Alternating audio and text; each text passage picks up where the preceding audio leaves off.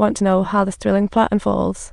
Stay tuned to see how I survived this high-speed chase. Jack gave up struggling and said everything will be fine, but nothing really changed in the end. The train still blew up on time. Back inside, a tormented Jack begged Godwin to let him call his dad, but Godwin was less than thrilled. He complained Jack was wasting time. Then, as he bowed his head in disappointment, Jack noticed the patch on his back, no progress at all. So Jack was zapped back again, but this time he wasn't in a rush to find the killer. Instead, he sketched the badge on a napkin from memory, which caught Christina's odd curiosity.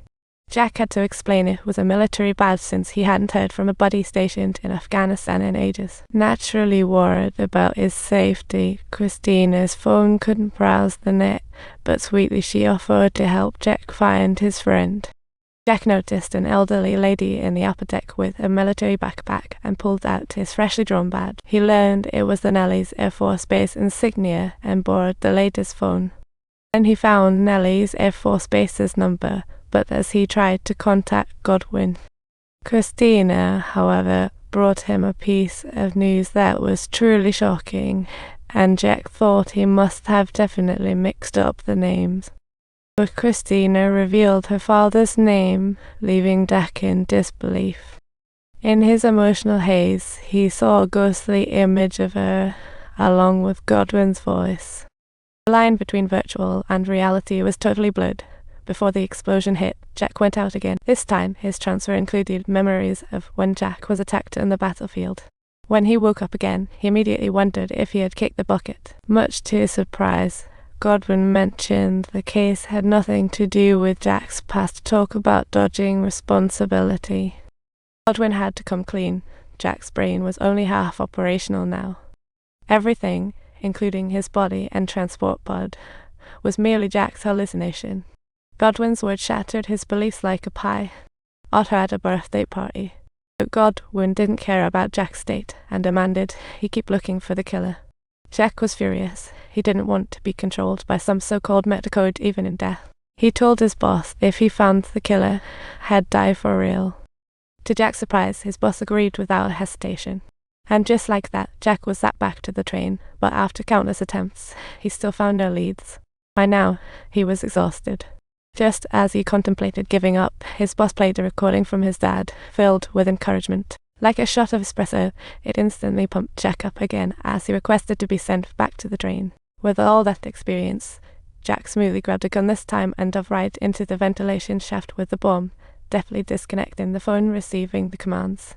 Then, Jack dialed the last number called, and the mustache dude next to him became his prime suspect. He quickly pulled out his gun and pressured the mustached guy for his phone, but when he called back, the ringing came from the front of the car, and the only one answering, the man who'd lost his wallet.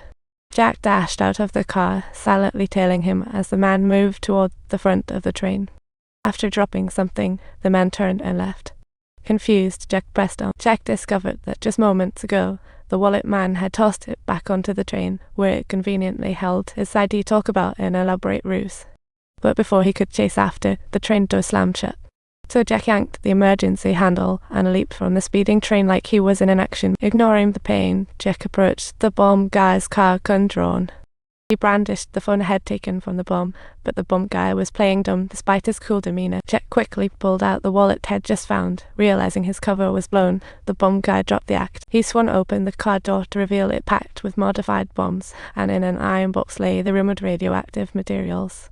Jack was about to ask about the next target, but just then, Christina came along and distracted him. The bomb guy seized the moment and shot Jack twice, and Christina wasn't spared either, going down on the other side of the car. Both went down with bullets. At least the mission was finally completed. Just as Jack comforted Christina, the departing train exploded again like a fireworks finale. Apparently, there was still a phone attached to the bomb. With some regrets, Jack was zoomed back to the pod, and after receiving the killer's info from him, the bomb guy driving towards Chicago was quickly tracked by the cops and intercepted. Before entering the city, Jack's mission was officially done. No need to head back, but Jack wished he could return to save the passengers before exiting stage left. Godwin thought Jack's persistence was pointless. What he witnessed was nothing but the lingering shadows of the real world. Even if he went back, there would still be no alteration whatsoever. It turned out that Godwin had, all this time, merely been receiving messages sent by Jack in the form of text. Perhaps feeling Jack's pain sparked some empathy in Godwin.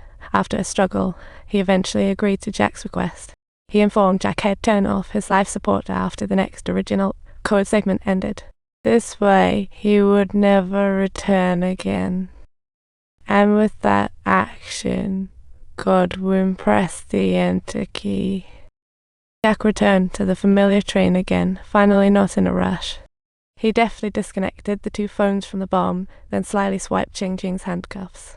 Just before the bomb guy could exit, Jack secured him to the train railing, then called the cops using the disconnected phone, reporting all the details.